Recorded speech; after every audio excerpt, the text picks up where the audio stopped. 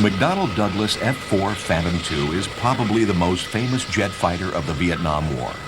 Able to fly combat air patrol and ground strikes with equal command, the F-4 was the only jet fighter to be put into service by the U.S. Air Force, the Marine Corps, and the Navy. During the 1960s and early 70s, many other fighters could match one or two of the F-4's capabilities, but none could do everything as well as the F-4 did. The Navy was responsible for the initial development of the F-4, the first of which was called the F-4B. As with today's F-14 Tomcat, the Navy specified that the F-4 was to be strictly a carrier-based interceptor armed with air-to-air missiles and to be flown by a pilot and a dedicated weapons systems officer. However, the military establishment, with their need for a cost-effective jet-powered attack platform for non-nuclear bombs, envisioned that the F-4's fundamental design could be adapted relatively easily for other roles too. In time, the F-4 was recast not only for close air support and tactical strikes, but for specialized missions, such as reconnaissance with the RF-4 version, and for wild weasel attacks with the F-4G configuration, in which the aircraft was specially equipped with a myriad of electronic warfare devices for the destruction of enemy surface-to-air missile installations. For ground troops serving in Vietnam, the sight of F-4 Phantoms in the sky would be a welcome sight. During the Vietnam War, as with most wars in history, the most decisive battles were fought on land. Helicopters, a new instrument to the forward edge of battle area, were soon essential to quickly move troops and supplies as well as provide close air support when needed.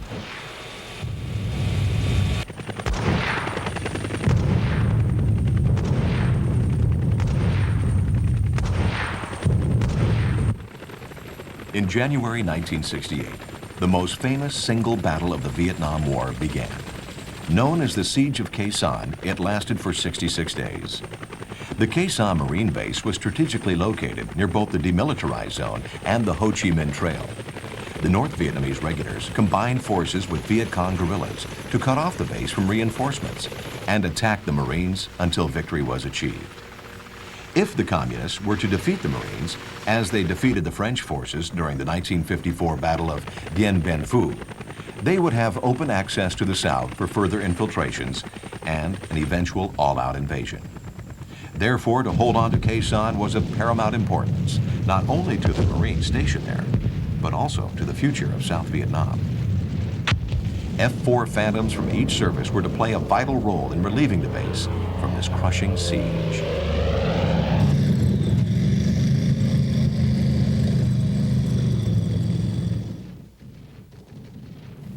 Reconnaissance units determined that the Viet Cong had completely surrounded the base perimeter.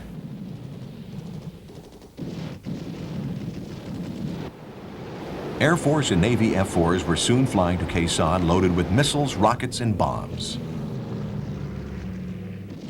As Khe Sanh was completely cut off from all ground access, resupply by air was imperative.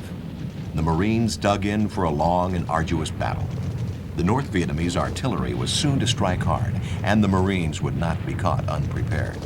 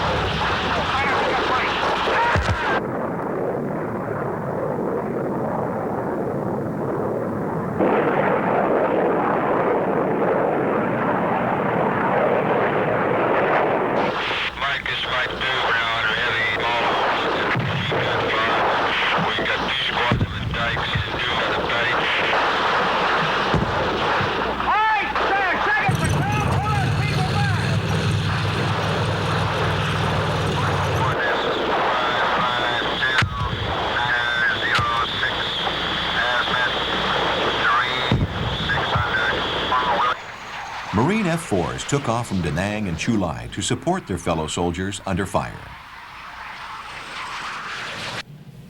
Resupply efforts continued despite the threat of anti-aircraft fire, but it soon became necessary to parachute supplies to the base, as it was too risky for any cargo planes to land.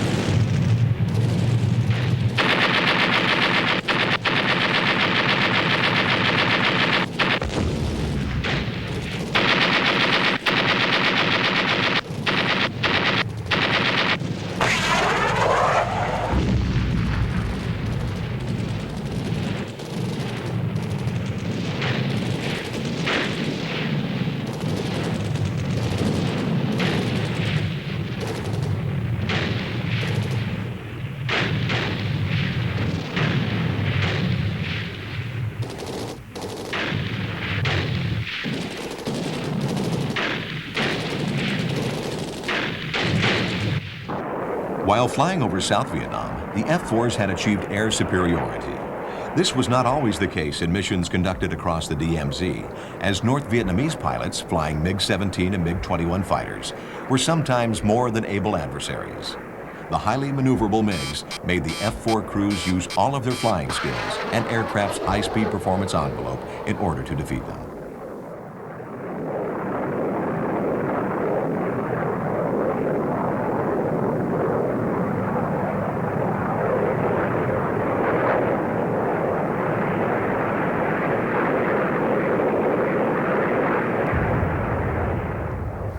On the average, the F-4 Phantoms enjoyed a kill-to-loss ratio greater than 5-to-1. Their most effective weapons were the AIM-9 Sidewinder heat-seeking missile and the 20mm cannon.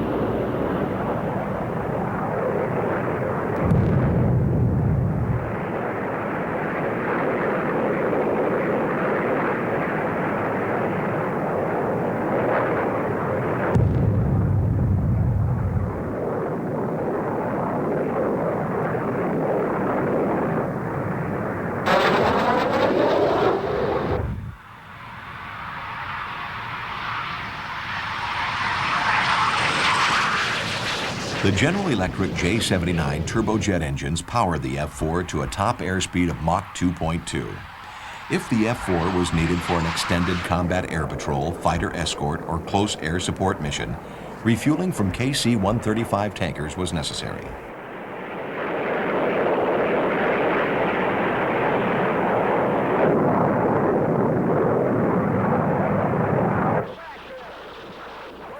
Meanwhile, in late January 1968, the Tet Offensive had begun to spread to other parts of South Vietnam. The city of Hue was the old imperial capital of Vietnam, and as such, was of great psychological value to the communists. Hue was perhaps the only target in South Vietnam immune from F-4 airstrikes, as the preservation of the ancient city's architecture was of some importance. Therefore, it was necessary for Marine and Army units to fight house by house and block by block to retake it.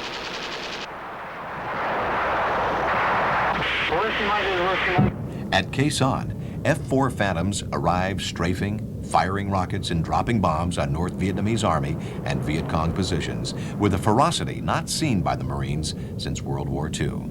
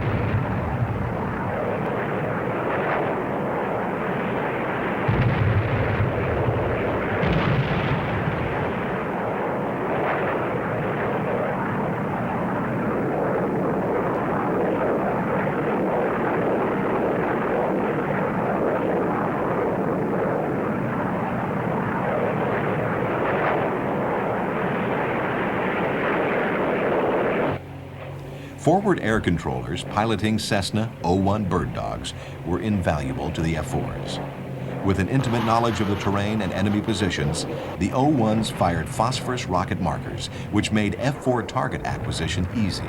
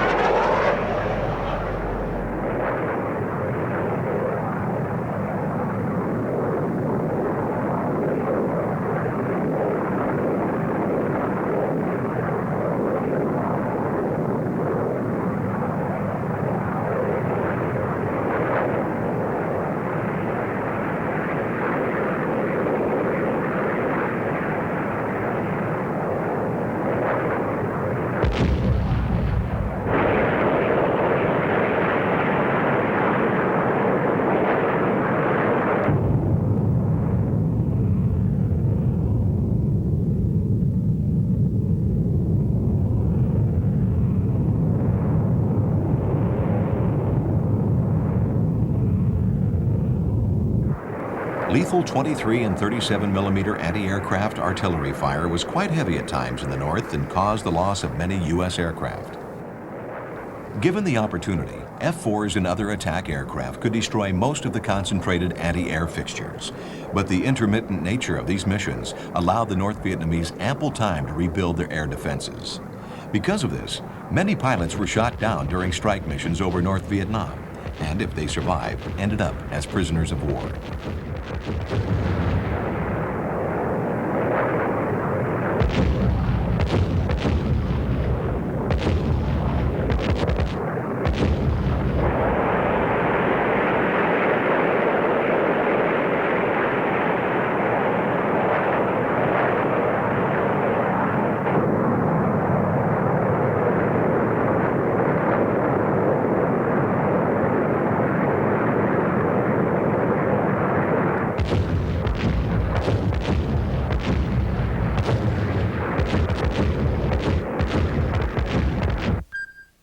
Air-to-ground missiles, such as the TV-guided Walleye, were extremely accurate in attacking targets, like this North Vietnamese bridge.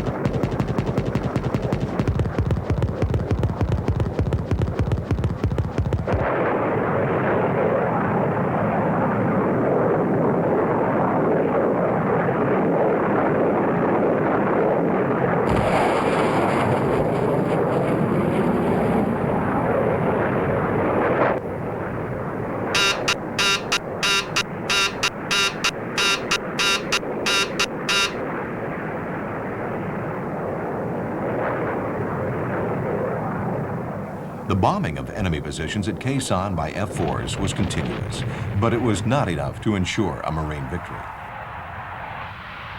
From bases in faraway Okinawa, Guam, and Thailand, flights of B-52 strategic bombers took off laden with ordnance many times that carried by F-4s.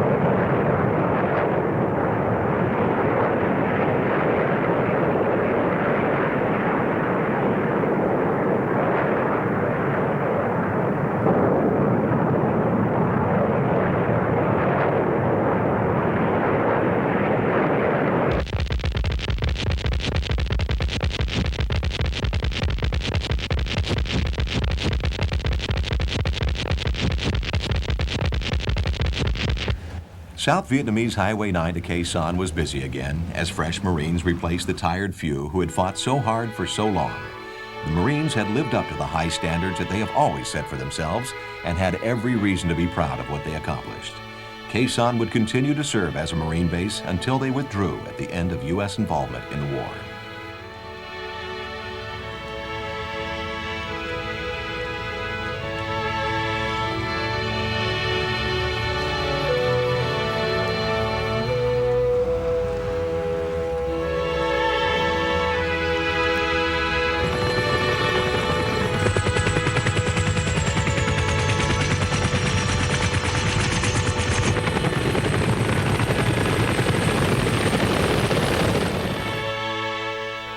The battle for Khe Sanh was a shining moment for U.S. air power, too. The F-4 Phantoms were of crucial importance in achieving this victory. Whether land or carrier-based, flying as an interceptor, strike fighter, reconnaissance aircraft, or wild weasel, the F-4s were effective in every role required of them, and many are still flying today.